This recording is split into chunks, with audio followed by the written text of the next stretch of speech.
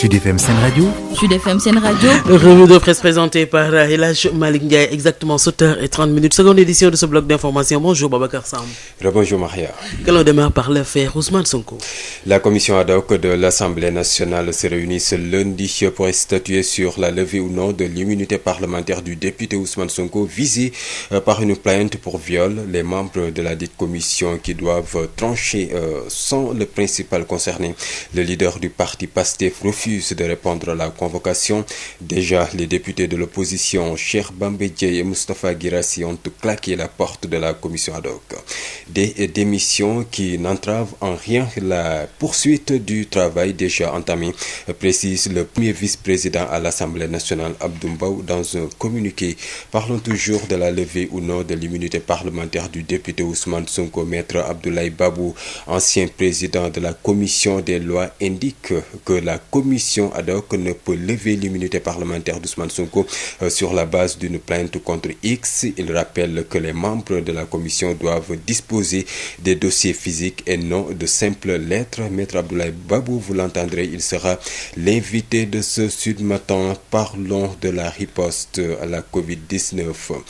La riposte à la Covid-19 par la protection sociale et le renforcement des systèmes alimentaires locaux, le cas des Niayes au Sénégal. C'est l'intitulé du projet de recherche qui sera lancé ce lundi par le think tank Initiative Prospective Agricole et Rurale. À travers ce projet, IPAR s'intéresse aux mesures de restriction et de protection prises par l'État dans le cadre de la lutte contre la pandémie. Le projet évalue les effets du programme de distribution des kits alimentaires sur la sécurité alimentaire des ménages.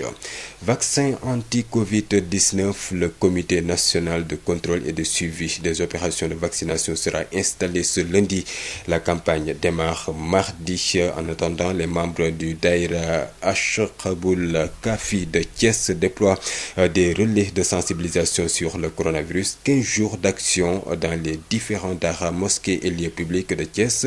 Avec remise de masques, l'imam Idrissa Gueye et ses talibés plaident pour l'acceptation des vaccins. Thiès, Babacar Ndaw. À 15 jours d'action contre la Covid-19, les relais du Daïra Ashaboul Kafi de Thiès sillonnent les daras et mosquées, de même que certains lieux publics de la cité du Rail. C'est pour une meilleure conscientisation sur les dangers du Covid-19. Papa Ndaw est le responsable des jeunes de Ashaboul Kafi. Ce sont les personnes âgées qui sont les plus exposées. Sur ce, si les jeunes sont conscients, nous pouvons aussi protéger nos parents. C'est pour cette raison qu'on est là et qu'on a décidé de donner corps et âme pour participer à cette lutte contre le coronavirus. Je peux dire que nous ciblons toute la région de Thiès parce que nous allons partir vers les daras, partir vers les mosquées, la gare routière, les marchés. Partout où il y aura du monde, nous allons participer à cette lutte contre le coronavirus. À des religieux qui plaident pour le respect de la vaccination, une initiative à encourager. Parfois, quand on est malade, on part à l'hôpital. Généralement, on part à l'hôpital. Et un bon jour, on se réveille, il y a une maladie, les médecins nous proposent un vaccin et nous qui ne sommes pas des personnels de santé, nous puissions être chez nous et dire que ce vaccin, ça n'existe pas et ce vaccin, ça tue. Pour quelle raison? Sur quoi on se base pour dire que ça tue? Je pense que si ça devait tuer, le président n'oserait pas commander 200 000 et dire qu'après 1 million de doses va venir. Donc ce serait tuer presque 2 millions de Sénégalais. C'est un crime. Genre, on ne peut pas penser à ça, carrément. Donc on peut prendre comme exemple notre guide, on peut dire Cheikh Seydi El Hadji Malick. À l'époque, il était parti se vacciner. Et aujourd'hui, nos chefs religieux nous ont donné le signal. Donc on peut comprendre carrément que s'il y a un vaccin, c'est nos chefs religieux qui seront toujours devant à se vacciner. Et si eux, ils se vaccinent, donc nous, talibés, que devons-nous faire? Les séances de récital du Saint-Coran vont accompagner cette initiative pendant 2 semaines, histoire de bouter le corona hors d'état de nuire. Babacar Ndaw, Thiès, Sud FM. Babacar Ndaw, Fatick, propagation de la Covid-19. Le district sanitaire de Niakhar a répertorié 12 cas positifs au coronavirus depuis le début de la pandémie, dont un cas de décès et 5 guéris. Le maire de la commune envisage une campagne de sensibilisation avec les chefs de village pour la vaccination des populations. Makod Sen procédé ce week-end à la remise de 20 000 masques et des produits d'hygiène. Gorsar. La municipalité de Niakhar a remis ce week-end 20 000 masques et des produits d'hygiène aux structures scolaires, sanitaires, aux lieux de culte et à la gare routière dans le cadre de la lutte contre la propagation du coronavirus. Le maire envisage une campagne de sensibilisation avec les chefs de village et les leaders d'opinion pour la vaccination des populations contre le virus qui circule dans sa commune. Makodou Sen. Nous avons procédé à une remise d'un lot de 199 cartons de 12 bouteilles, ce qui nous fait 2388 bouteilles de gel, 20 000 masques lavables de qualité, 1008 litres de javel, des morceaux de savon. Les destinataires en priorité, vous le savez très bien, ce sont les écoles, nos structures de santé, la gare routière. Partout où il y a des rassemblements, il y a des sceptiques qui mènent une campagne contre la vaccination. Donc ce qui reste, c'est mener une campagne efficace pour la vaccination des populations. 12 cas positifs au coronavirus sont recensés au niveau du district sanitaire de Niakhar depuis le début de la pandémie. Un malade se trouve au centre de traitement des épidémies de fatigue. 6 patients sont en PECADOM pris en charge à domicile et 5 cas ont été guéris. Mais un cas de décès et des cas graves ont été relevés. Docteur Félix Diouf, médecin-chef du district sanitaire de Niakhar. Depuis le mois de janvier, avec cette deuxième vague, nous avons eu 10 nouveaux cas. Donc, nous en sommes aujourd'hui à 12 cas. Et ne serait-ce que cette semaine, nous en sommes à 3 cas. La maladie est dans l'arrondissement de Niakhar et qu'elle est en circulation. Maintenant, parmi ces cas qui sont positifs, 12 au total, nous en avons un qui est encore au CTE de fatigue et nous avons 6 qui sont encore en PECADOM. Donc, ça fait 7. Vous verrez que donc, derrière, il y a 5 cas qui ont été guéris. Il y a eu un cas de décès, une personne de plus de 90 ans. Il y a eu des cas graves. Ce district sanitaire polarise 3 communes, Niakhar, Ngayohem et Patar. Mais la commune de Niakhar polarise 32 villages pour 35 000 âmes. Ngor Sarr, Fatick, Sud FM. Gorsar, pour ne pas qu'une campagne de vaccination éclipse une autre, la région médicale de Tambacounda va lancer la campagne contre la Covid-19 le 25 février de cette année 2021. Elle attend 5100 doses pour ce faire. En attendant, au 6e jour de la campagne contre la fièvre jaune, 64% des objectifs sont atteints selon le médecin-chef de région, Dr Baël Cissé, au micro de Boubacar Tamba. Nous avons fini de faire le recensement et très certainement le mercredi prochain nous allons recevoir 5112 de vaccins contre la Covid et que très certainement nous allons recevoir ça avec beaucoup de fierté, avec beaucoup de bonheur, mais également avec beaucoup de responsabilité. Et là où je voulais communiquer réellement, que ces vaccins vont être distribués d'une manière transparente, d'abord au personnel de santé de première ligne. Et ensuite, véritablement, nous allons engager les personnes âgées de plus de 60 ans et celles-là qui présentent en tout cas des comorbidités. Vous comprenez qu'aujourd'hui, la région de Tamba est en pleine vaccination contre la fièvre jaune à travers ces 5 districts sur les 7. Donc, cette campagne de vaccination contre la fièvre jaune devrait se terminer le mercredi prochain. Et ensuite, le jeudi, on va continuer par la campagne contre la fièvre. Nous avons espoir, d'autant plus qu'aujourd'hui, vous voyez la campagne de vaccination contre la fièvre jaune. Aujourd'hui, nous sommes à 64% en tout cas de couverture sur l'ensemble des 5 districts. Donc, c'est vous dire que véritablement, il nous reste encore 4 jours. Et très certainement, l'objectif de 95% sera atteint. Donc, nous n'avons aucun doute, d'autant plus que je venais de dire que ces vaccins, nous les recevons avec beaucoup de bonheur. Aujourd'hui, tout le personnel de santé est excité même à être vacciné en première position pour montrer au peuple sénégalais et pour montrer plus particulièrement à la région de Tamba que c'est des vaccins sûrs et qui peut être une stratégie, en tout cas, qui pourrait aider à mieux contenir l'épidémie au niveau de notre région. Parlons de cet avis de houle dangereuse attendu ce lundi. L'Agence nationale de l'aviation et de la météorologie ANACIM annonce une houle dangereuse de secteur nord-ouest pouvant atteindre ou dépasser 2,5 mètres sur toutes les côtes sénégalaises à partir de ce lundi à 12h. Dans un bulletin météorologique spécial, il précise que le retour à la normale est prévu mardi à 12h. Football Coupe CAF, match retour disputé hier dans l'après-midi au stade Lat Dior de Thiès. Le Jaraaf a battu FC Platinum par 1-0. Le club de la Médina donc décroche ainsi son ticket pour les phases de poule. Reportage Oumessène.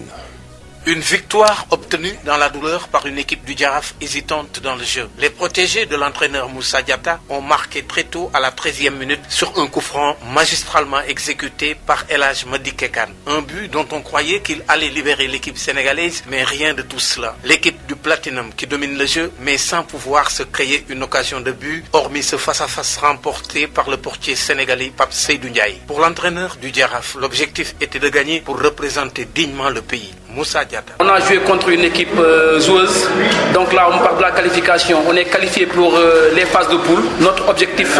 c'est de représenter dignement notre cher pays dans ces phases pour faire rayonner le football sénégalais. Oh, et ça faisait partie de notre stratégie, on a demandé aux joueurs de prendre l'équipe très haut et de faire la différence pour après que l'on puisse gérer le match. Je pense que c'est ce qu'on a fait. Le Jaraaf qui met fin à presque 20 ans de disette. Pour rappel, la qualification d'un club sénégalais à une phase de poule d'une compétition africaine remonte en 2004 avec la Jeanne d'Arc de Dakar. Thiès Eumeu pour Sud FM. Voilà, vous avez sûrement donc rectifié, c'était Eumeu Ndiaye pour plus de détails sur cette Coupe CAF match retour disputé hier dans l'après-midi au stade Lat Dior de Thiès. Jaraaf qui a battu Platinum par 1-0. Voilà Maria, c'était l'essentiel de cette première partie de l'édition d'information. Merci beaucoup à vous Babacar Sam pour nous avoir présenté cette première partie et l'on va compléter cette session d'information avec l'invité. Sud Matin, l'invité du jour. Parlons de la levée de l'immunité parlementaire du député Ousmane Sonko. Selon Maître Babou, ancien président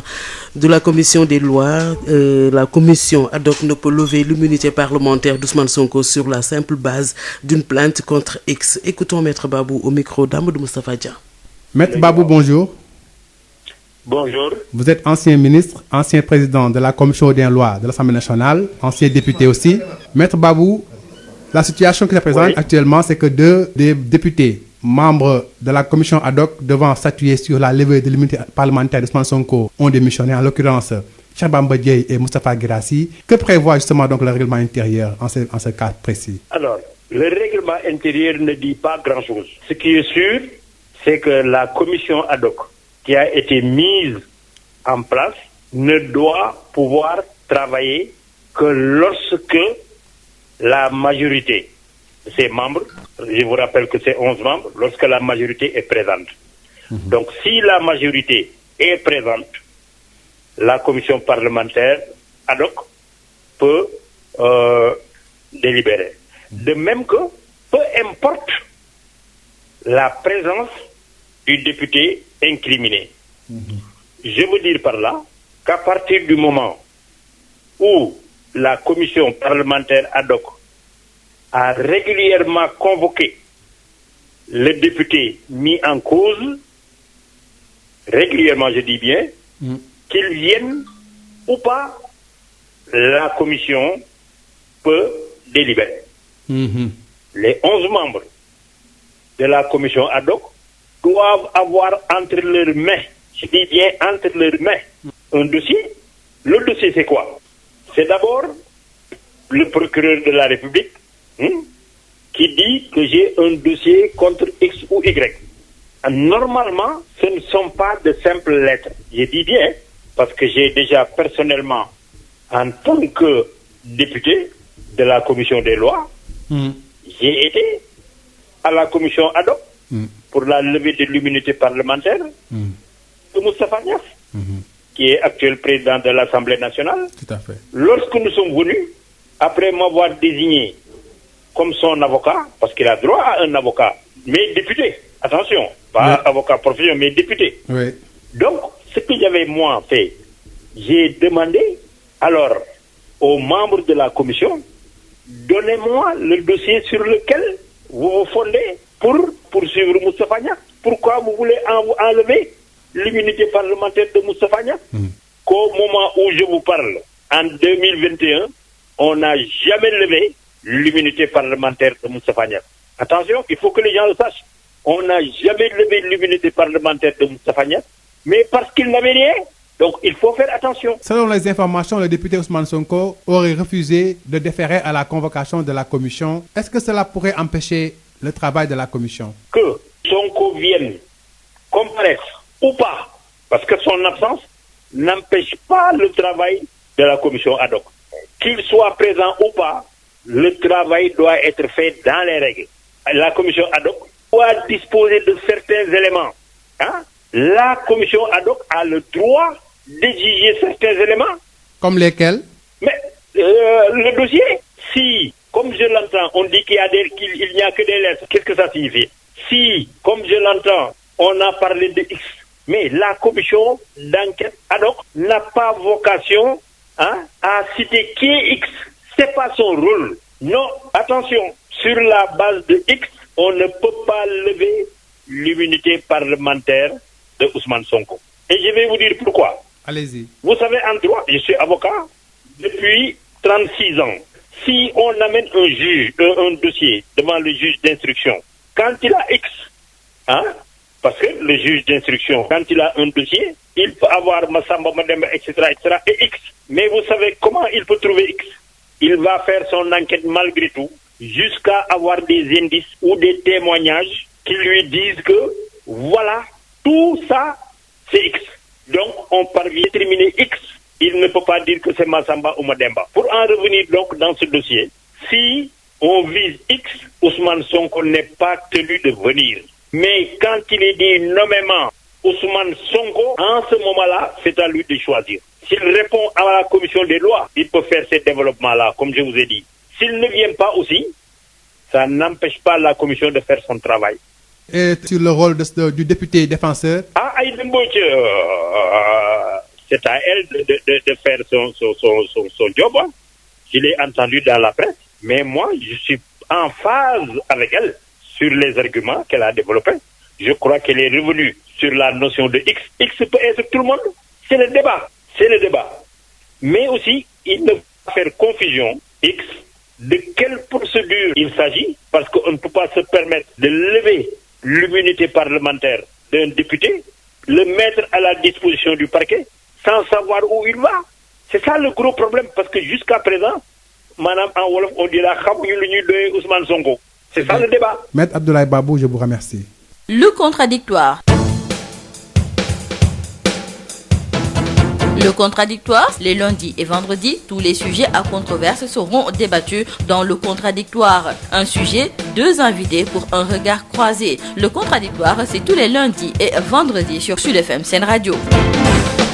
Et nous parlons dans ce contradictoire de la catastrophe sanitaire et du couvre-feu prolongé dans les régions de Dakar et de Thiès. Ces mesures sont-elles efficaces dans la lutte contre la pandémie? Lecture croisée de nos invités. L'un est médecin spécialiste en santé publique et l'autre docteur en sociologie. Écoutons d'abord le docteur Mohamed Ly. Il est avec Issaignon. Docteur Mohamed Ly, bonjour. Bonjour. Vous êtes spécialiste en santé publique. Aujourd'hui, le gouvernement a décidé de prolonger le couvre-feu à Dakar et Thiès.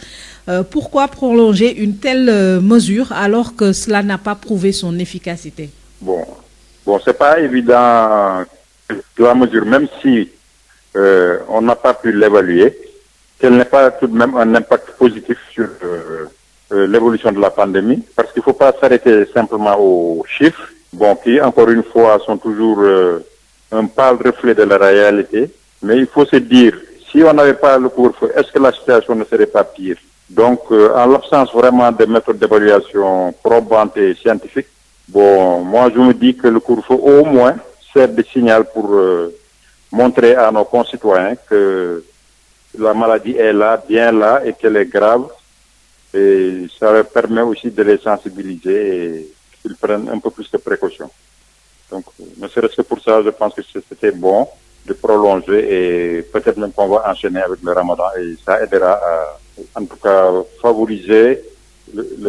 la diminution des contacts entre les personnes et donc la propagation du virus. Docteur Mohamed Ly, on voit que les autres restrictions, il s'agit notamment donc de la surcharge dans les transports en commun, les rassemblements au niveau des marchés. Il y a peu de respect concernant les gestes barrières. Est-ce que l'État, les autorités sanitaires ne devraient pas insister sur ces aspects? On a l'impression que l'État est essoufflé, donc les gens sont un peu laissés à eux-mêmes. Je pense que l'engagement communautaire dont on a toujours parlé, mobiliser les communautés, impliquer les collectivités locales, les communautés de base, les agents de santé communautaire, les relais communautaires, les Badjanougor. Je pense que c'est cela qu'il faut relancer pour que les populations elles-mêmes s'approprient de la lutte, parce que l'État lui seul est complètement dépassé par la situation. hein, parce qu'il y a aussi des problèmes économiques, sans compter l'actualité politique qui est assez fournie ces temps-ci. Donc tout ça fait que c'est les populations elles-mêmes qui doivent se prendre en charge, appuyer sur les leviers de mobilisation communautaire pour que nous tous, partout où nous sommes, nous prenions nos précautions. Mais ce qu'on voit, c'est qu'on essaie de nous divertir avec des perspectives d'une vaccination qui n'est pas près d'être terminée, hein, qui n'a même pas encore véritablement commencé. Justement, concernant la campagne de vaccination qui doit être lancée, quelle appréciation? Voilà. Bon, il faut d'abord dire que, tout en se félicitant vraiment du fait qu'on a pu déjà avoir un peu de vaccin, dire que la qualité est complètement ridicule. Encore une fois, c'est plus des effets d'annonce et de propagande officielle que d'efficacité réelle sur la pandémie. Et maintenant, on va suivre quand même pour voir quand est-ce que les autres 6 millions de doses produits seront là. Mais les vaccins à eux seuls aussi ne peuvent pas régler la pandémie. La vaccination n'est qu'un instrument parmi d'autres pour arrêter la pandémie qui est là. Parce que vous n'êtes pas sans savoir qu'il y a des pays qui ont commencé la vaccination, mais où les taux de mortalité est toujours élevé, où les gens se contaminent toujours. Donc c'est un processus qui va prendre des mois et des mois. Donc il faut que simultanément on vaccine les gens et qu'on continue à respecter les gestes barrières et à faire tout ce qu'il faut pour quand même ne pas par le virus. D'autant que certains vaccins n'agissent même pas sur la transmission, mais agissent plutôt sur la gravité de la maladie. Docteur Mohamed Ly, je vous remercie. Merci.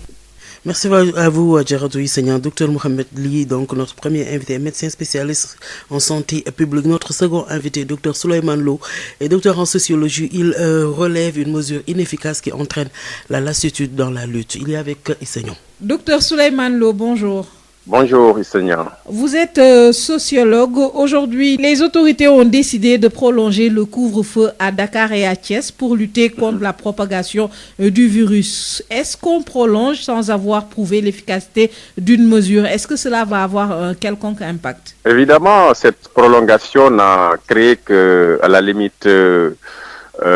ça fait moquer les gens par rapport à cette mesure. Ça dit, tout le monde se moque de l'État tout en disant que c'est inutile. L'État même sait que cette mesure n'a pas servi, en tout cas par rapport aux attentes.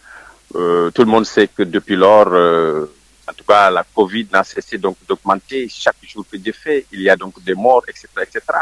Et vouloir lutter contre cette maladie et prendre une mesure aussi impopulaire que celle-là ne permettrait pas véritablement donc de lutter contre la Covid. Mais non, arriver à prolonger parce que l'État n'a plus donc de solution. L'État ne peut pas rebrousser ce chemin, il se maintient donc dans le ridicule, tout simplement. Et les gens en rient au nez, malheureusement. Docteur, on voit que pour les autres restrictions, le respect des gestes barrières n'est pas suivi. On parle notamment des rassemblements, surcharge au niveau des transports. Est-ce que ces mesures qui sont maintenues dans la durée ne risquent pas d'entraîner une lassitude? Évidemment, parce que d'abord, il faut se convaincre d'une chose. Il y a le discours donc sur le respect donc des mesures barrières. Il y a le comportement. Alors, ceux qui sont censés être les premiers à faire montre d'un comportement respectueux vis-à-vis donc de ces barrières, de ces mesures, sont les premiers donc à les transgresser. Et à chaque fois que de besoin, il y a un exemple, un contre-exemple qui est là et qui peut être toujours pointé donc du doigt pour justifier le comportement donc des autres. Et en général, c'est les autorités gouvernementales. Quand il y a un décès, c'est elles-mêmes qui se rassemblent. Vous voyez, quand il y a un événement anodin même, on l'a vu récemment avec le président de la République lors donc de la réception des vaccins, il y a un rassemblement fou. Donc tout ceci prouve que ceux-là qui sont en tout cas les premiers donc à vouloir que le peuple observe donc ces mesures barrières sont ceux qui en tout cas transgressent donc les lois, les normes et ces mesures barrières. Alors donc voilà une manière pour montrer que il sera très difficile au peuple de vouloir respecter donc ces mesures. Et d'autant plus que d'ailleurs le premier appel qui a été fait, qui retentit jusqu'à présent donc dans la tête des uns et des autres, lorsque le président donc a demandé à ce qu'on puisse vivre avec le virus, les gens sont convaincus que oui, mesures barrières, mais que ça ne nous empêche pas donc de vaquer à nos préoccupations. Et que, par conséquent, en regardant ce qui se passe auprès d'eux, on se rend compte que, évidemment, il n'y a rien qui puisse valoir la peine de lutter contre la Covid. Chacun y va donc avec son entendement. Donc, c'est pourquoi, quelle que soit cette prolongation, quel que soit donc le discours, tant que le comportement ne suit pas, et ces mesures ne seront jamais respectées comme attendu. On procède au lancement de la campagne vaccinale contre le Covid malgré une hésitation vaccinale notée un peu partout. Est-ce que cela va avoir un quelconque impact sur les efforts de lutte contre la pandémie? Évidemment, c'est-à-dire que quand on fait, parce que d'ailleurs donc c'est la seule solution sur laquelle aujourd'hui l'État du Sénégal opte, c'est que c'est évidemment laisser peut-être donc les choses, on ne peut plus avoir donc des restrictions efficaces. Alors, ce qu'il y a pour sauver, c'est les vaccins. Alors, qu'est-ce qui va se passer? C'est que, évidemment, c'est une course contre la montre. Il faut évidemment essayer de vacciner au maximum possible, particulièrement le troisième âge le plus exposé donc à des risques donc de mortalité, pour essayer donc de ralentir la progression donc de la maladie. Mais non, les gens vont continuer, bien entendu, à se comporter comme ils se sont toujours comportés dans le quotidien, et même les forces donc de l'ordre, à un moment donné, ne peuvent plus donc suivre en tout cas les rythmes, tellement que c'est un tohu-bohu partout. On remarque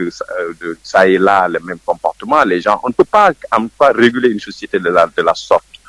Évidemment, il y aura un impact parce que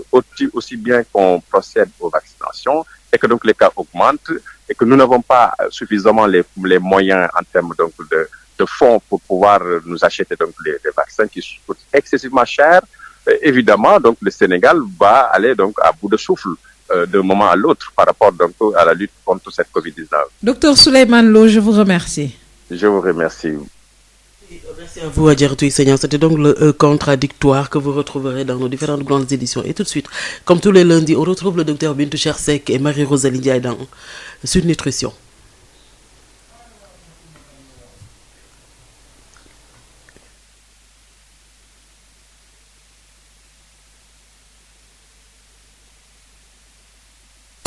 Le gel main Valda, efficace sur 99% des microbes. Val d'Afrique vous offre Sud Nutrition.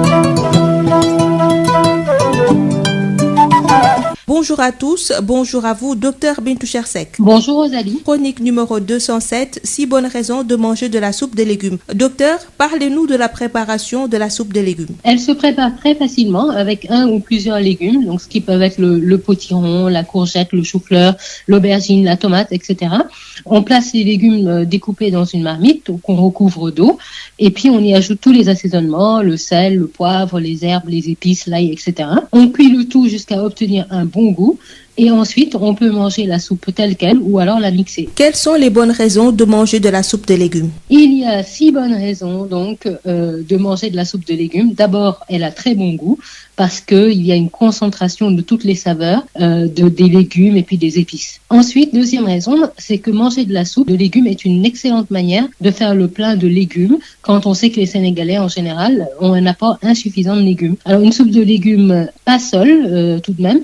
mais comme accompagnement du repas du soir, permet de combler cette insuffisance. La troisième raison, c'est que la soupe de légumes apporte beaucoup de vitamines, de minéraux, de fibres aussi pour la digestion, puisque l'eau de la cuisson dans laquelle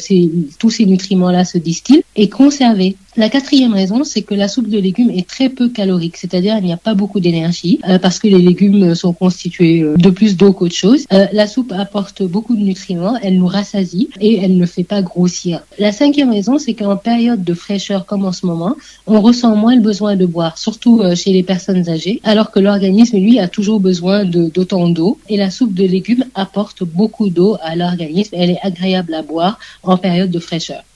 Et la sixième et dernière raison, c'est que les enfants qui en général n'aiment pas manger des légumes raffolent des soupes de légumes, surtout quand on y ajoute un filet de crème liquide, de crème fraîche, c'est excellent. Docteur, au lieu de préparer la soupe, peut-on acheter des soupes industrielles vendues en grande surface? Alors ça, je le déconseille très fortement parce que souvent, ces soupes ne contiennent même pas beaucoup de légumes, paradoxalement. En revanche, elles sont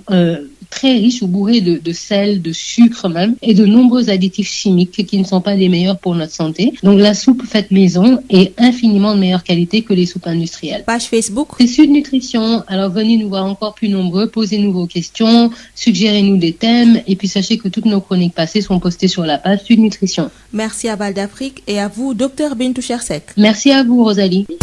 Le gel main Valda, efficace sur 99% des microbes. Val d'Afrique vous a offert Sud Nutrition.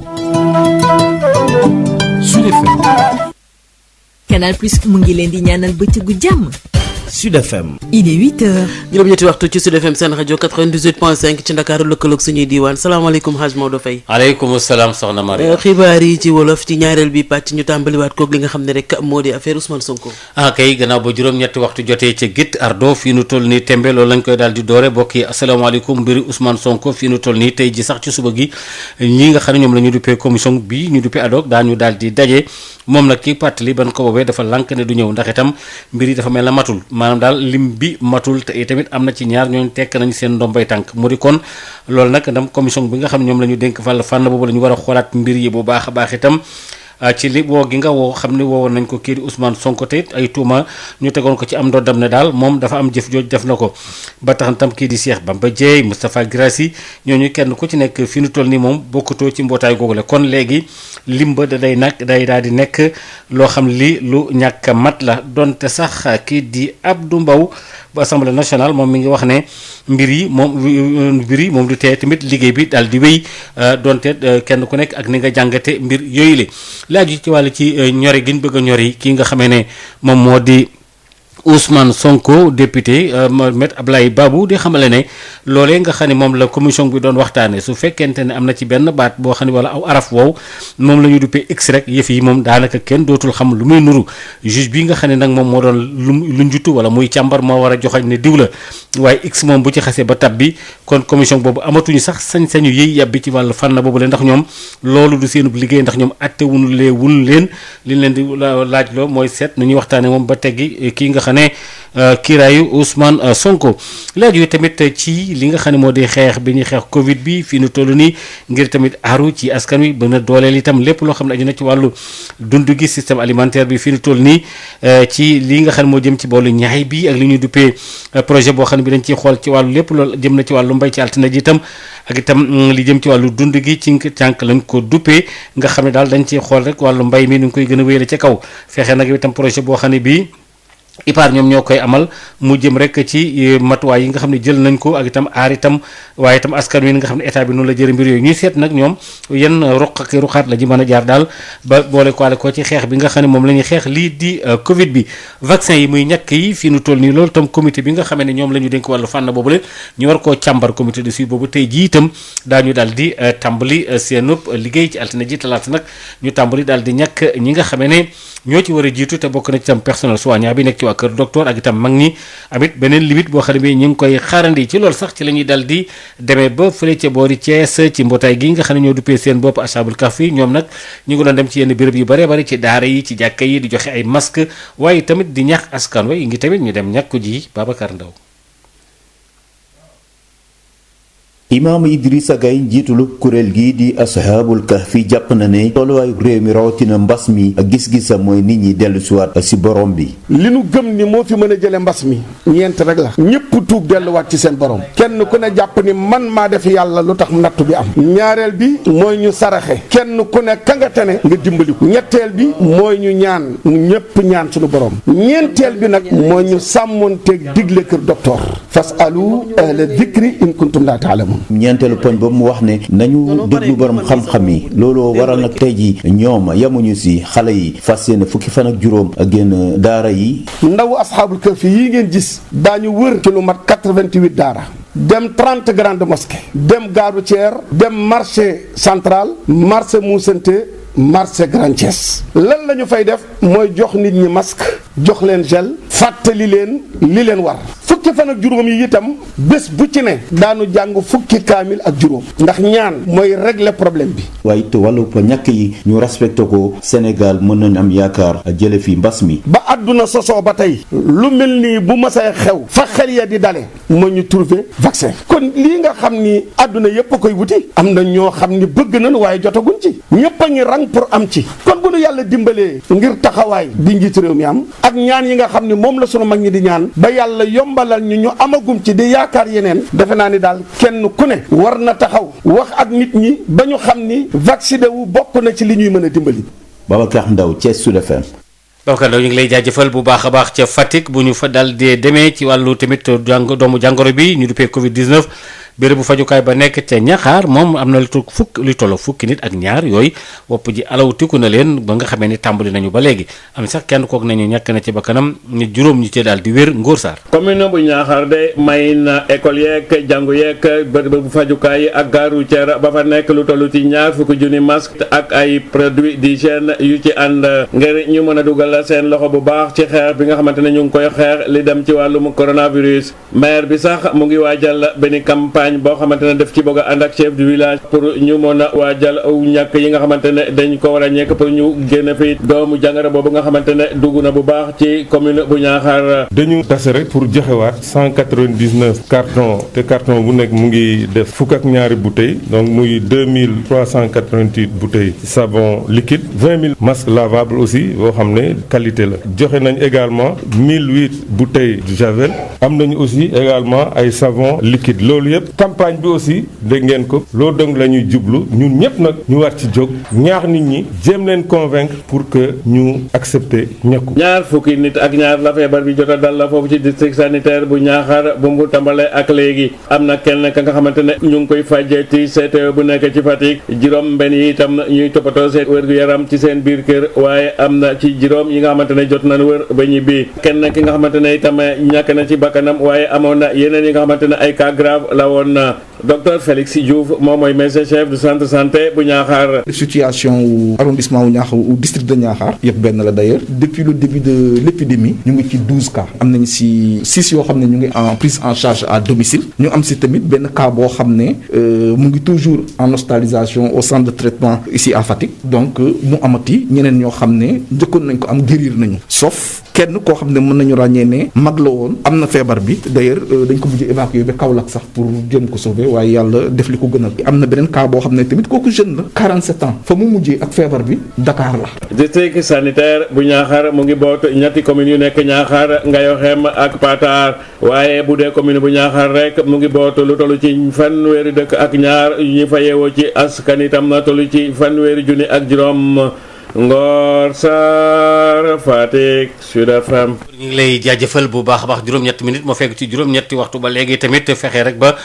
lépp loo xam ni jëm na ci wàllu campagne bi tamit ñu daal di koy bañ a fàtte te mooy ñàkk yi jëm ci wàllu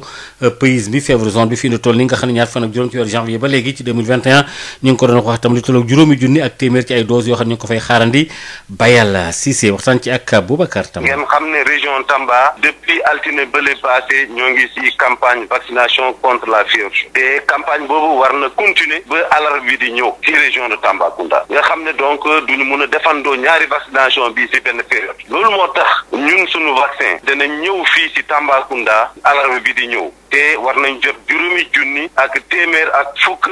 dose contre en tout cas vaccin mooy vaccin coronavirus te loolu am nañu yaakaar te comme que suñu vaccination fièvre jaune bi war na jeex alarba alxamis incha allah ñu tàmbali vaccination contre coronavirus ci région Tambacounda. denn yomb lu tam wax boobu parce que am nañu yaakaar bu ñu am mooy lan aujourd'hui comme nee naa la léegi ci njëlbeen ñoo ngi nii di ñàkk nit ñi contre fièvre jaune te boobu population bi yëpp ñoo ci bokk tey am nañu déjà 64%. donc ça veut dire que loolu te nekk na taux bu am solo donc il nous reste encore 4 jours te xam naa dañu atteindre suñu objectif vaccination contre fièvre jaune nga xam ne foofu loolu day laal population bi yëpp mais bii vaccination day tàmbali d'abord ci agent de santé yi loolu moo tax benn yomb parce que agent de santé Tambacounda yëpp ci ginnaaw gouverneur Tambacounda ñoom ñëpp am nañu contenté en tout cas pour recevoir vaccin yi te defe naa ne dañ ci taxaw gouverneur njëkk a commencé médecin chef région bokk ci ensuite bu ñu paree personnel santé bi yëpp vacciné wu bu ñu paree incha allah ñu topp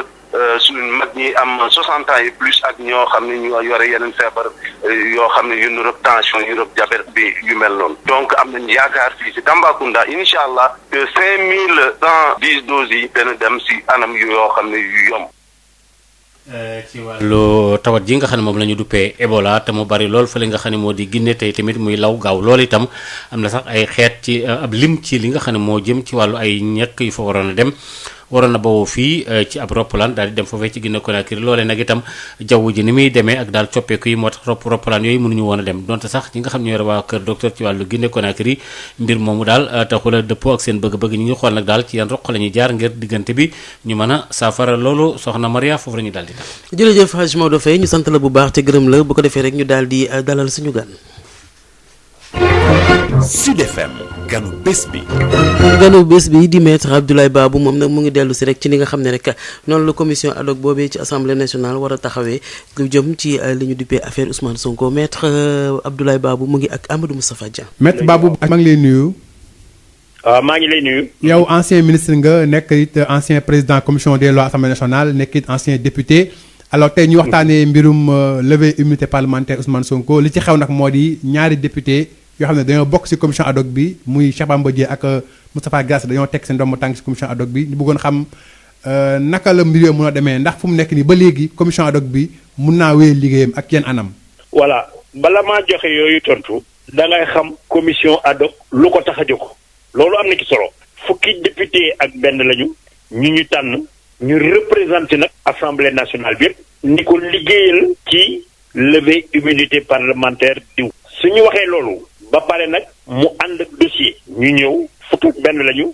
ñu toog di traité man li mu ci dégg boobaak léegi mais nag damay joxe sama avis ndax jiite woon naa commission des lois bu yoree affaire yooyu ba défendre sax Moustapha Niasse mii nekk actuel président de l'Assemblée nationale bi ko Wade président Wade bëggee yëkkati immunité parlementaire am ci affaire 6 milliards de Wakanguna man mii maa nekkoon député ba pare nekk avocat ndax député bi ñuy tuumaal day am droit jël naataangoo député mu kii ko mais man donc maa doon député ba pare nekk avocat Moustapha Niasse topp ko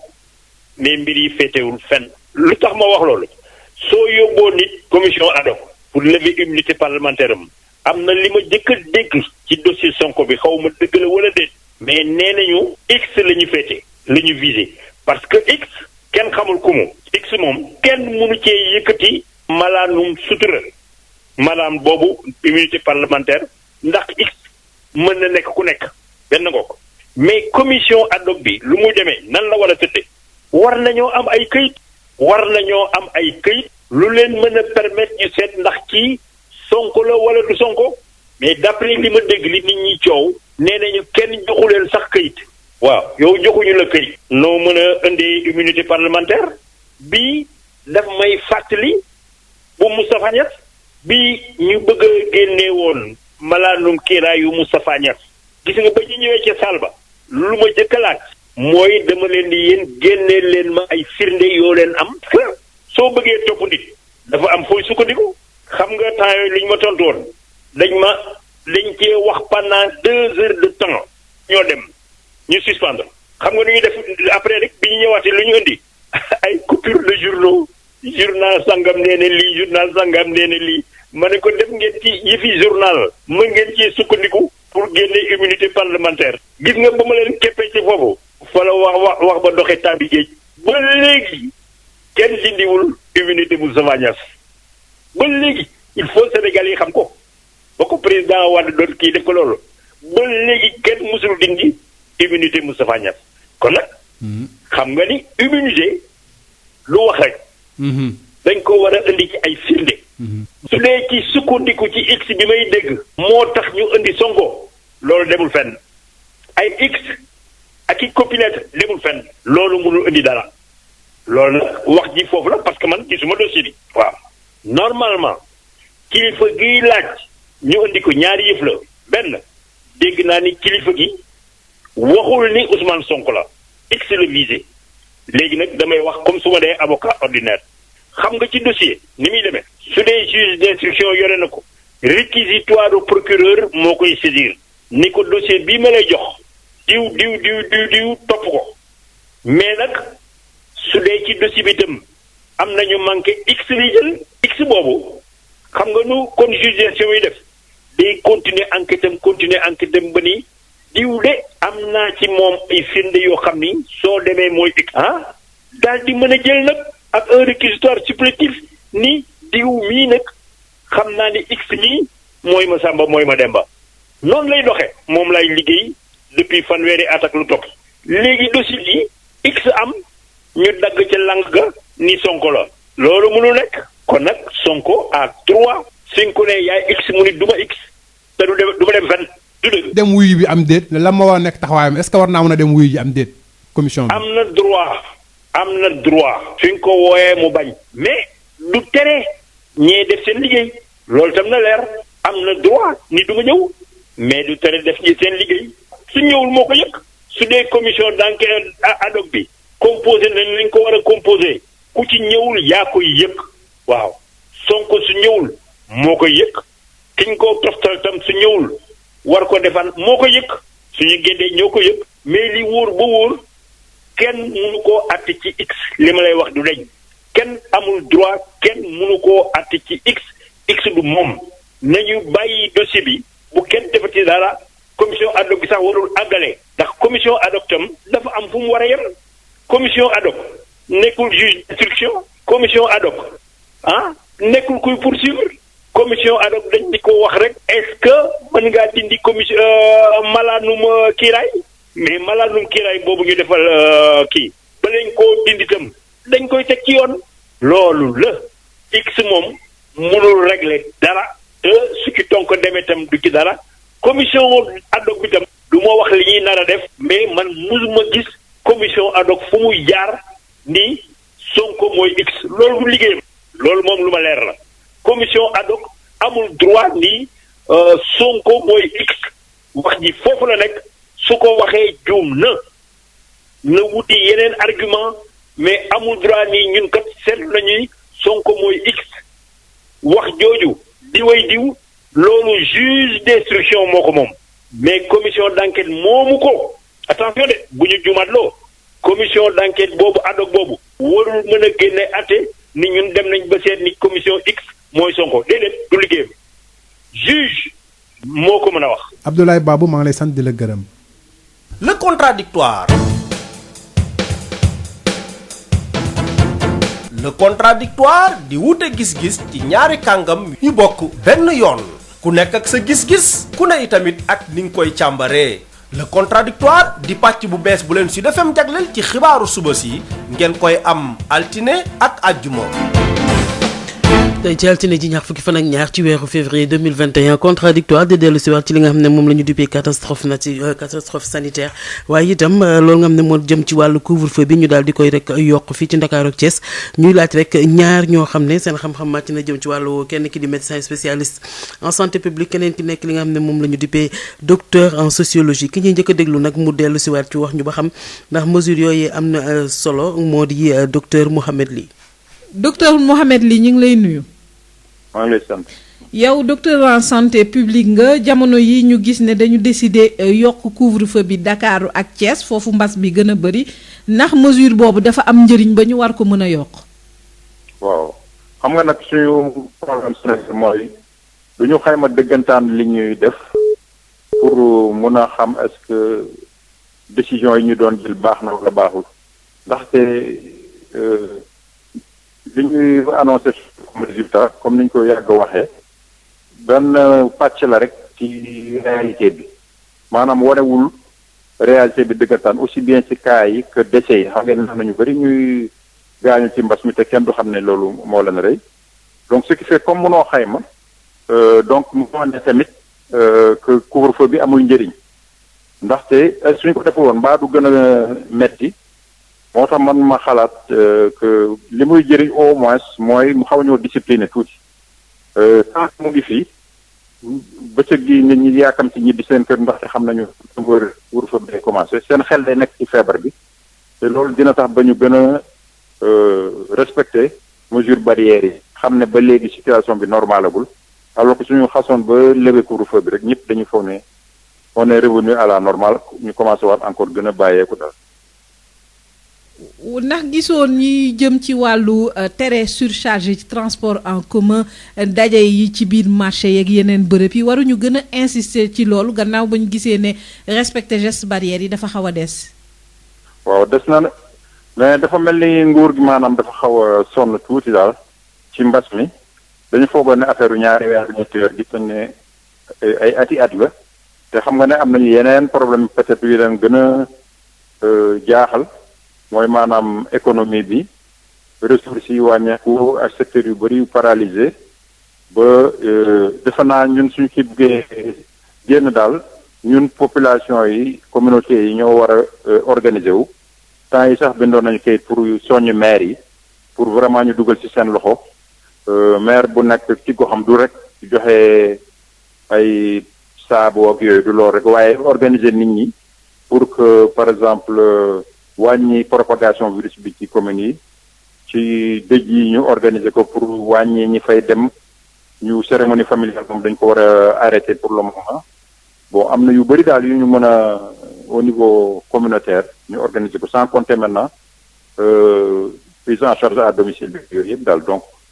au niveau de chaque collectivité locale chaque quartier mën nañ jël mesures yooyu def naa ñun ñoo ko war a jël en charge ndax nga tal na leneen fu mu ne nii. ñi ngi door li nga xam ne moom mooy ñàkk bi ci réew mi yëpp ban gis-gis ban analyse nga am ak solo su vaccin bi ñuy wow tàmbalee ci réew mi. waaw xam naa ñàkk bi day genre calmant la rek genre paracétamol bu ñuy jox ñu fàtte jamono yu métti yi ñu dund nii ndax yi bëri na trop du ñu yëgal ay dëj donc léegi pour gëmloo ñu ne léegi mu jeex ñu ne ñu ñàkk yi ñëw na waaye li ñu indi ci ñàkk xawoon ndax tuuti. loolu genre placebo rek la mais nee nañu tamit 6 millions yu yeneen dinañ ñëw léegi nag ñu ngi xaar ba xool 6 millions vaccin yooyu kañ lay egsi mais vaccin yi rek mënul saafara mu pandémie bi ndaxte gis ngeen dëkk yu bëri comme ay Grande-Bretagne ay États-Unis même France sax ñu ngi ñàkk waaye teewul kii bi arrêté wul muy continuer nit ñi ñaa ngi dee nit ñaa ngi donc à plus forte raison ñun ñi nga xam ne suñu ñàkk sax wóoragul fu ñu koy war a jëlee donc dañu war a xam ne ñàkk bi day ñëw rek dooleeku ci liñ daan def ñu continuer gën a farlu nag ci gestes barrières yi pour justement ñu mën a fekk bés bi ñu ñëkku parce que su dee kii woo protéger woo sa bopp mun nga sax loru balaa ñàkk yi ñëw te kon ñàkk yi du la amal benn njëriñ donc nañu xam ne ñàkk bi benn partie la rek waaye gestes barrières yi mobilisation communautaire yi ma doon wax léegi yooyu yëpp ci xeex bi la bokk daal te dafa war a continuer. docteur Mouhamed Ly ñu ngi lay gërëm di la sant. ok merci. jërëjëf Diakhatou Issa Niang mu nekkoon suñu gan bu njëkk ci contradictoire ñaareel bi gan moo di docteur Souleymane Lo moom nag sociologue la mu ngi jàpp ne rek mesures yooyu ñu jël moom daal amul benn solo te day tax sax day indi li nga xam ne moo di tayal ci xeex bi ñuy xeex mbas mi ba tey mu ngi ak Issa Niang. docteur Souleymane Lo ñu ngi lay nuyu. maa ngi delloo nuyu Issa. yow sociologue nga jamono yi ñu gis ne nguur gi dafa daal di yokk couvre-feu bi Ndakaaru ak Thiès ngir xeex ak mbas mi ndax yokk mesure bi te waxoo ndax am na njëriñ am déet dina jur dara ci xeex bi. waaw mais loolu kay fi mu ne nii sax mooy li jaaxal ñëpp de un bi ñu ko jëlee boobaak léegi kenn amu ci woon yaakaar mu indi benn coppite ci lutte bi nga xeex bi ñuy xeex mbas mi. waaye bu ñu tollewaatee fii nga jëlaat loo xamante ni da nga koy yokkaat yokk goo xamante ni amul benn jeexital bu ñu gis ci lu waral wàññeeku donc mbas mi donc loolu dafa indi reetaan finalement li ñuy gis mooy li askan wi dëgmal analyser ci état bi rek maanaam état bi dafa ñëg nag nit ki dina fi toll ba nga xamante ni da ngay bëgg a xuus rek di dem waaye maanaam bu ma ko dindee nit ñi ni wala xamoon nga ni amul benn njëriñ moo tax nga dindi ko donc ñun on a raison am nañ dëgg ci yow donc lu mel noonu tax na ba état bi fi mu ne ni daal di fetterlu daal di bëgg a wone ni daal man lii kenn du tax ma dindi ko am na njëriñ amul njëriñ dinaa ko def donc mais wax dëgg yàlla ak ñëg rek moo fi nekk mais amul benn doyo boo xamante benn solo bu mu jur ci xeexu mbas mi ndax boobaak léegi ñoo ngi gis cas yi di yokk di gën di dem. ñu gis ne ci yeneen jumtuwaay restriction yi muy transport yu ñu surcharge dajale ci marché ngénte yeeg yooyu ba tey mi ngi wëy te def na presque at ñi ngeex mbas bi ndax du indi lassitude maanaam ni ci dem ba tàyyi. waaw mais loolu kay fi mu ne nii moo waral nit ñi tamit mënatuñoo wëyoog ndigal yi nga xamante ni jóge na ci état bi ndaxte li ci jëm ci mesure barrière ku ne xam na ni solution la waaye nag tamit ay wax la rek la gën a nekk que jay jëf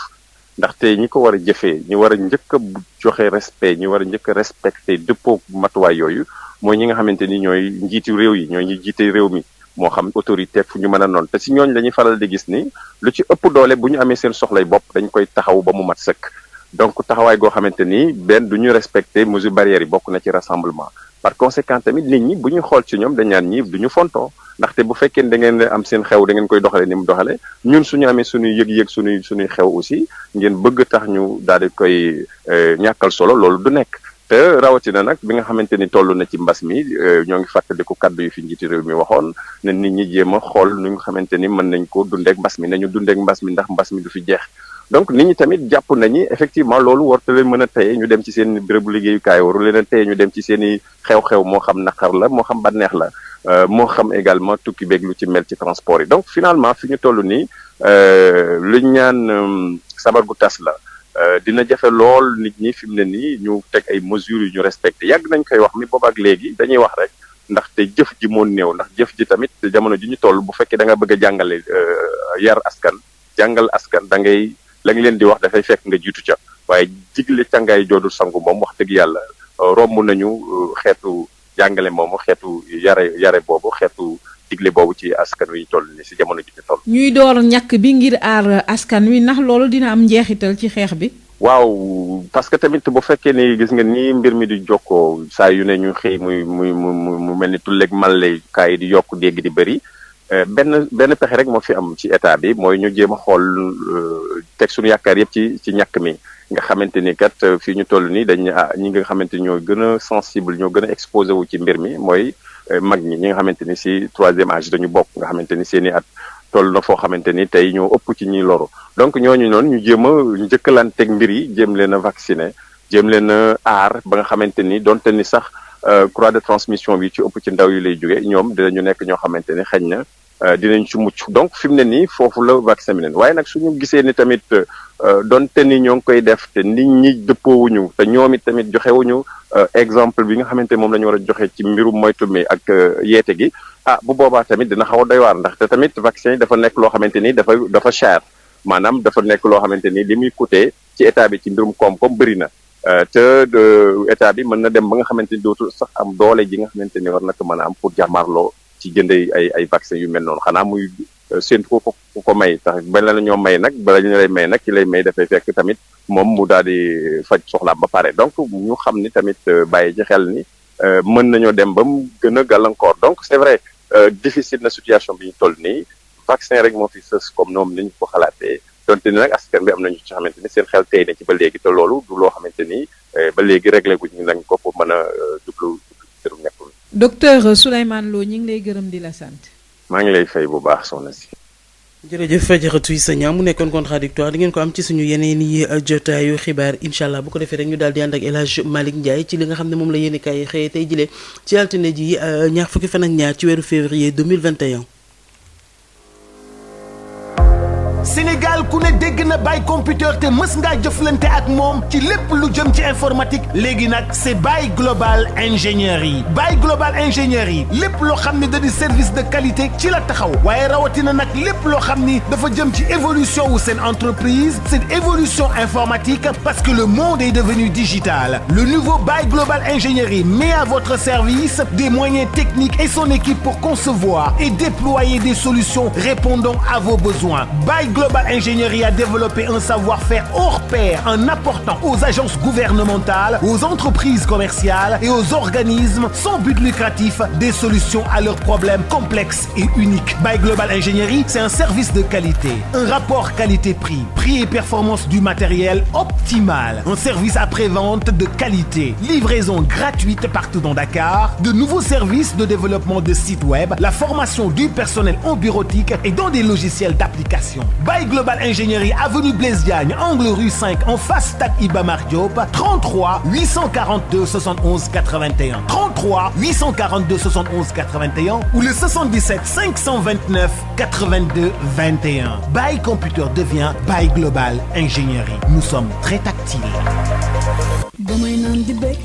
Ah, j'adore l'instant où je savoure ma boisson punch. De nouveaux goûts incomparables avec ses différents parfums: orange, pomme, mangue, ananas, coco, limonade et cola. Punch, le goût bien de chez nous. Votre boisson punch vous offre la revue de presse.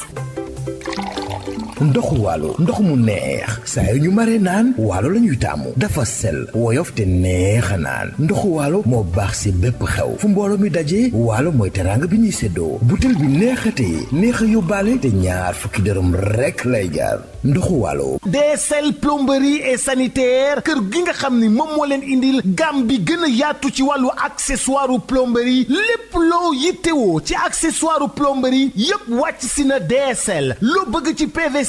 pression galva pex ak diamètre boo bëgg na pour seeni adduction d'eau DSL plomberie et sanitaire daf leen di fournir lépp lu ngeen soxla DSL plomberie et sanitaire di représentant wu marque bi di Pimtas fii ci Sénégal Pimtas spécialisé en plomberie mbokk yi dañ leen di assurer qualité produits sanitaires yi di lavabo chaises anglaises baignoire ak bépp accessoire u douche lépp lu ouvrier di soxla industriel di ko soxla képp kuy agriculteur jëflanteel ak DSL dañ leen di gunge ak marque bii di nga xam ne moom moo di Inco nag loo ci bëgg ci visseuse perceuse scie sauteuse groupe électrogène batterie rechargeable DSL électricité DSL plomberie DSL sanitaire votre satisfaction notre priorité kon nag mbokk yi mu ngir nga jot leen 33 822 75 45 wala 33 823 31 15 wala 33 957 76 96.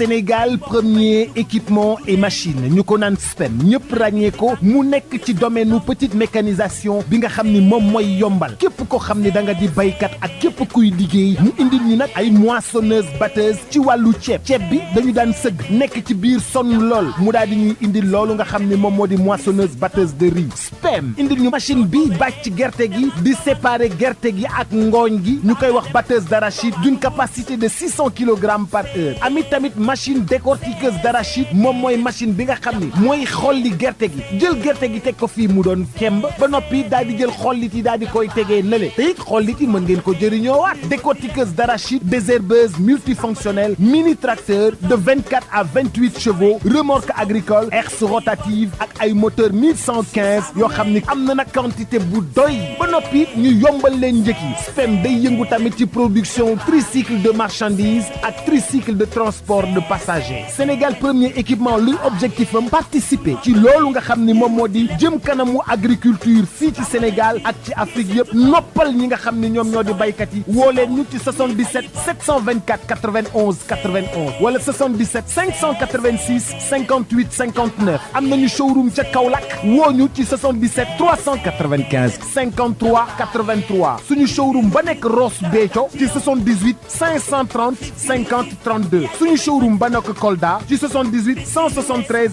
03 84 wala 77 053 65 78 machallah Sénégal premier équipement et machine. Baye Global Ingénierie ngeen miin ko ci Baye Computer boisson punch ak ndox mu sell mi di Waalo DSL plomberie équipement et sanitaire ak SPEM Sénégal premier équipement et machine ñoo leen di may seen revue de presse.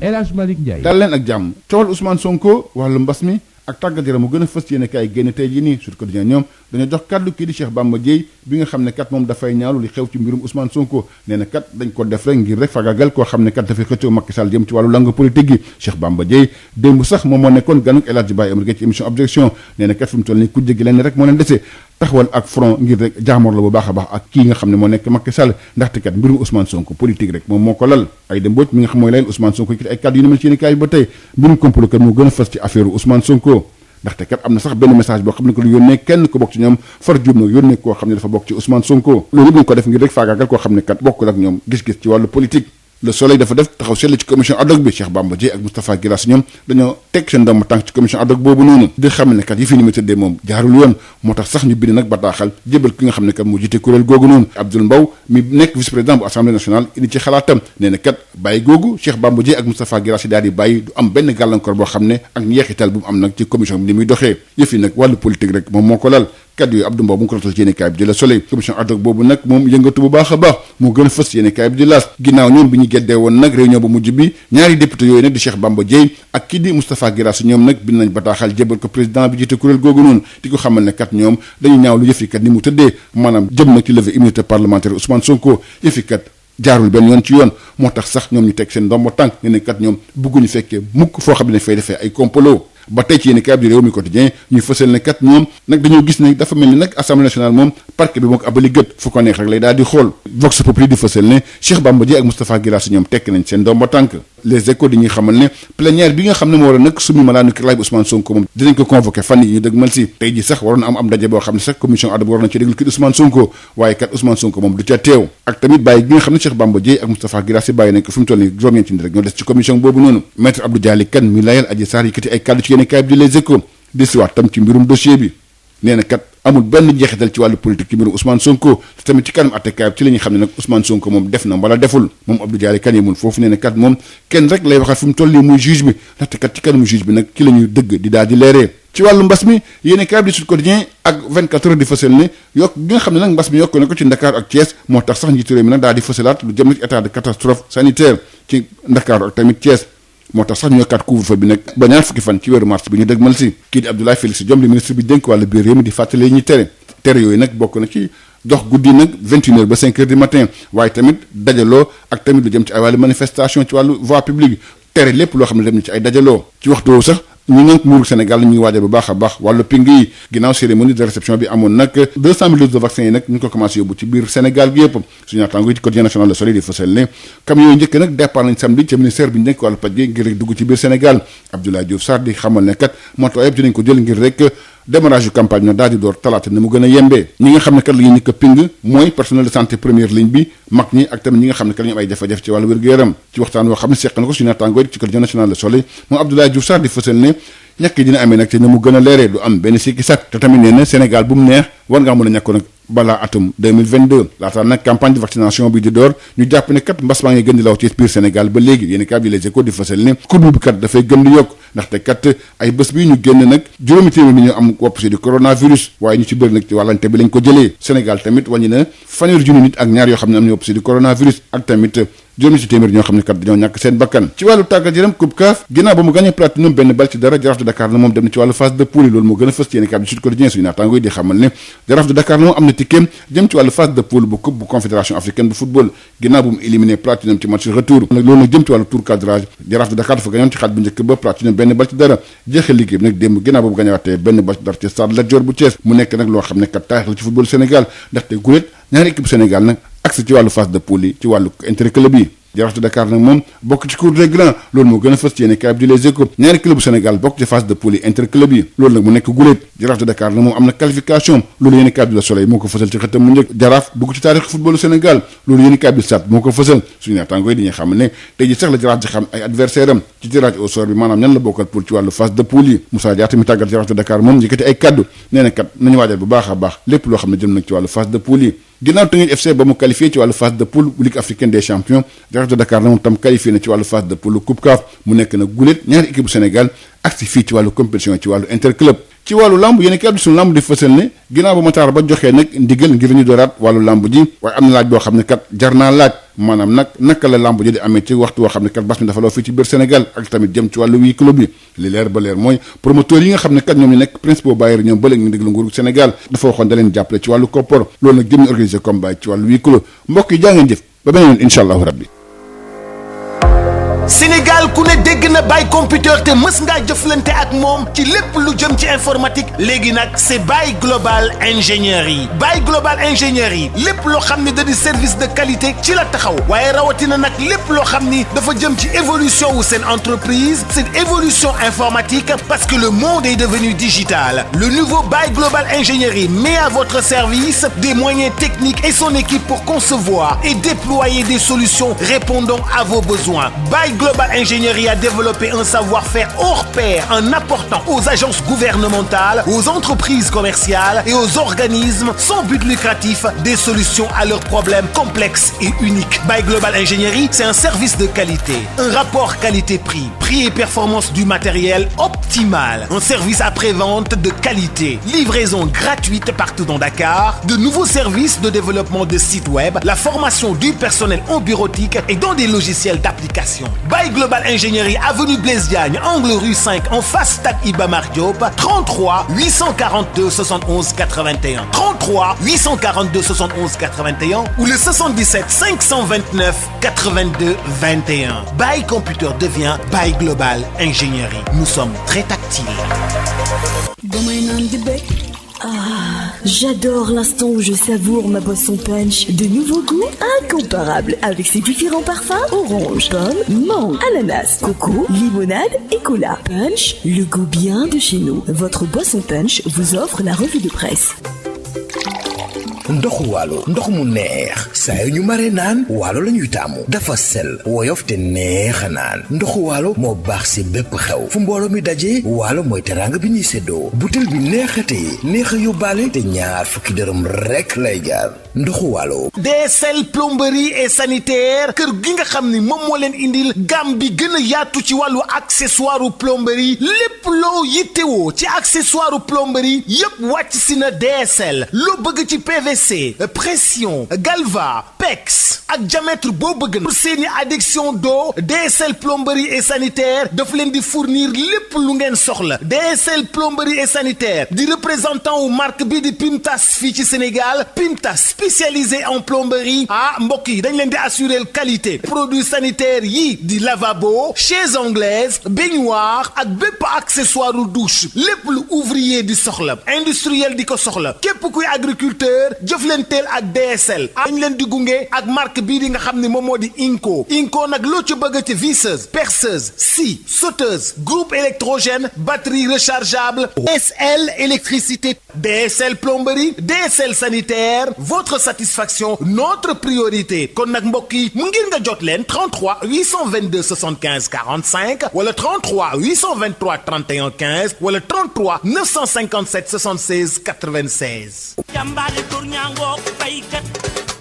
Sénégal premier équipement et machine ñu ko naan SPEM ñëpp ràññee ko mu nekk ci domaine nu petite mécanisation bi nga xam ni moom mooy yombal képp ko xam ni da nga di baykat ak képp kuy liggéey mu indil ñu nag ay moissonneuse batteuse ci wàllu ceeb bi dañu daan sëgg nekk ci biir sonn lool mu daal di ñuy indil loolu nga xam ni moom moo di moissonneuse batteuse de riz SPEM indil ñu machine bi bàcc gerte gi di séparer gerte gi ak ngooñ gi ñu koy wax batteuse d'arachide d'une capacité de 600 kg par heure amit tamit machine décortiqueuse d'arachide moom mooy machine bi nga xam ni mooy xolli gerte gi jël gerte gi teg ko fii mu doon kemb ba noppi daal di jël xollit yi daal di koy tegee nële te it xollit yi mën ngeen ko jëriñoowaat décortiqueuse d'arachide désherbeuse multifonctionnelle mini tracteur de 24 à 28 chevaux remorque agricole herse rotative ak ay moteur 1115 yoo xam ni am na nag quantité bu doy ba noppi ñu yombal leen njëkk yi SPEM day yëngu tamit ci production tricycle de marchandises ak tricycle de transport de passagers. Sénégal premier équipement luy objectif am participer ci loolu nga xam ni moom moo di jëm kanamu agriculture fii ci Sénégal ak ci Afrique yëpp noppal ñi nga xam ni ñoom ñoo di baykat yi woo leen ñu ci 77 724 91 91 wala 77 586 58 59 am nañu showroom ca Kaolack woo ñu ci 77 77 395 53 83 suñu showroom ba nekk Ross Béthio ci 78 530 50 32 suñu showroom ba nekk Kolda ci 78 173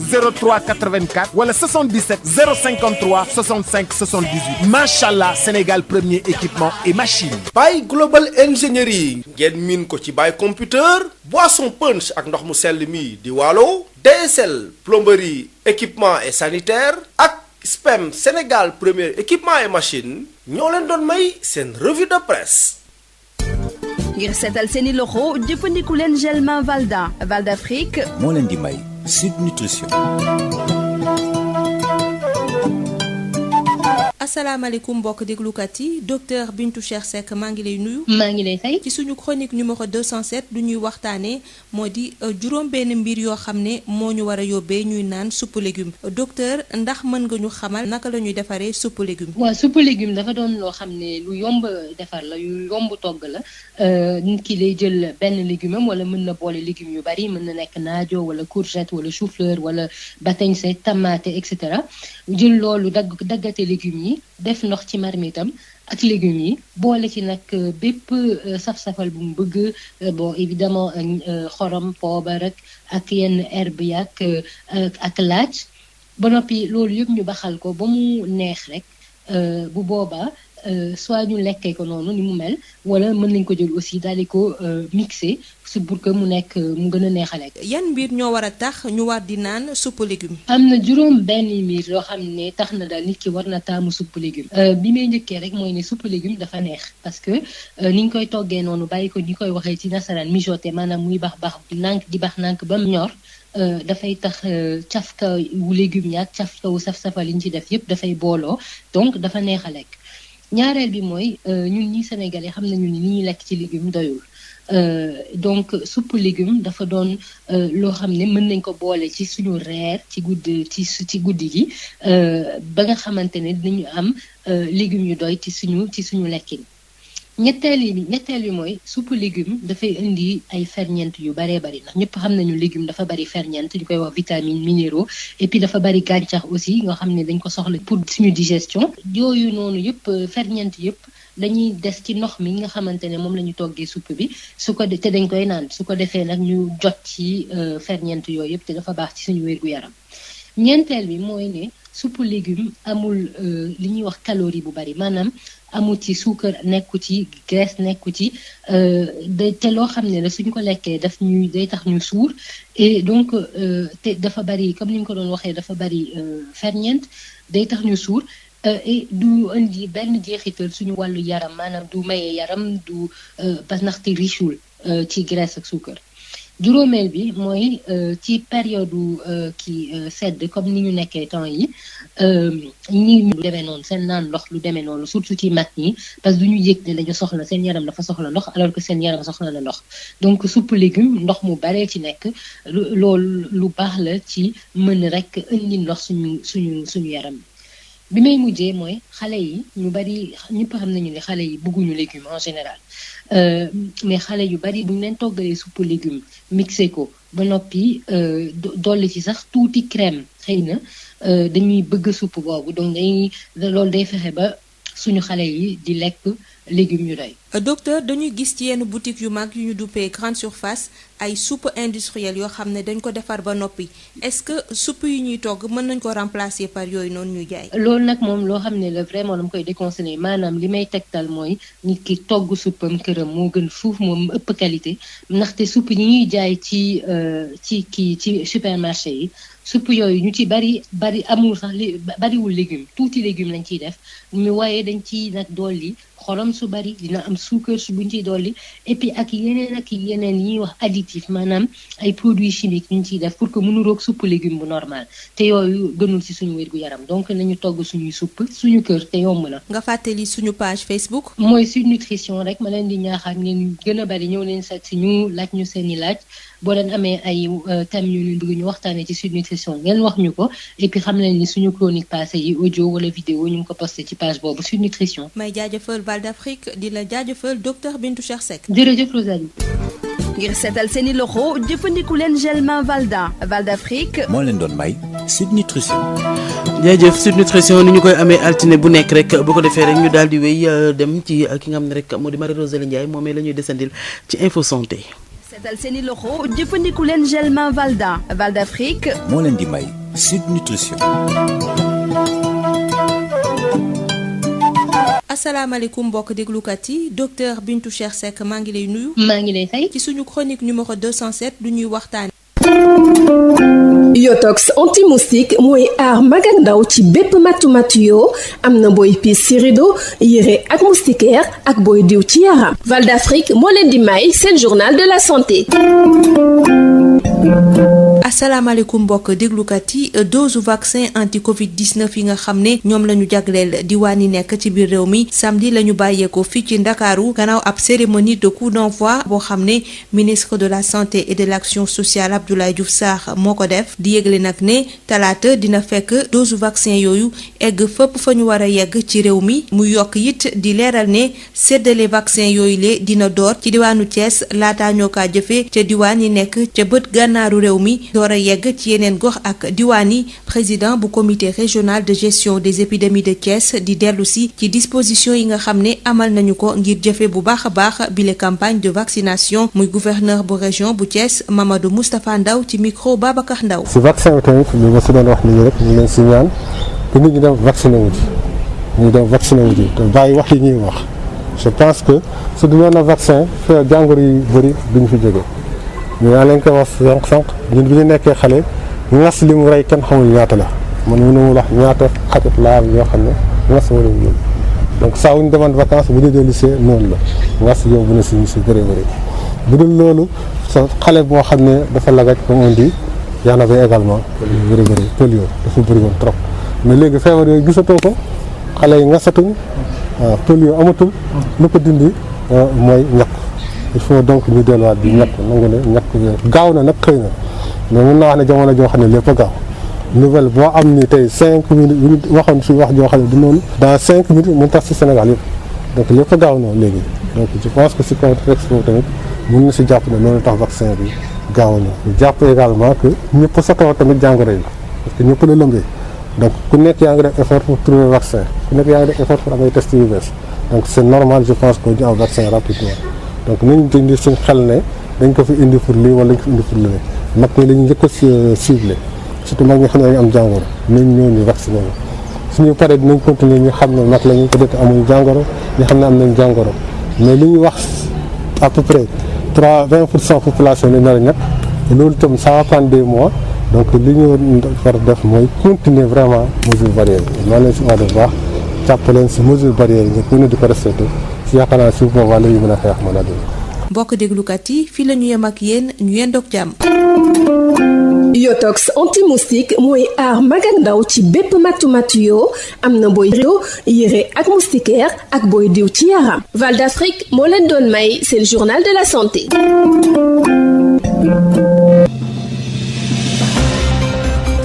merci à Marie Rosalie Ndiaye ci loo nga xam ne moo doon info santé jaajëfal leen bu baax a baax jaajëfal la Lune Badara Socé mi nekkoon ci wàllu xarale gi di leen jox dig daje incha allah man 6h30 suba incha allah waaye laata loolu léegi nii rek bu 9h jotee rédaction bi dinañ fi teewaat ngir xibaar yi ci gàttal lay doon ginnaaw bi Nicolas ci li nga xam ne moo di ndekki li merci à vous de nous avoir reçus ça a été un plaisir de vous servir rendez-vous demain incha allah 6h30 dans un nouveau numéro de Sud Matin.